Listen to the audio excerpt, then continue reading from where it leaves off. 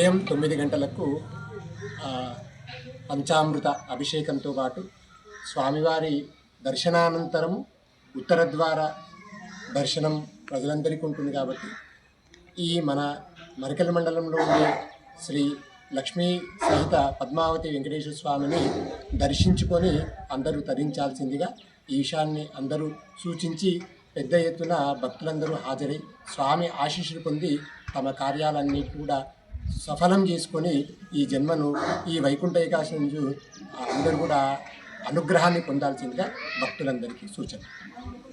మరికల్ గ్రామ ప్రజలందరికీ నా విజ్ఞప్తి, రేపు వైకుంఠ ఏకాదశి సందర్భంగా భక్తులందరూ శ్రీ వెంకటేశ్వర స్వామి ఆలయం దగ్గరికి వచ్చి ఆశీర్వాదం తీసుకోవాలని భక్తులందరినీ కోరుతున్నాను.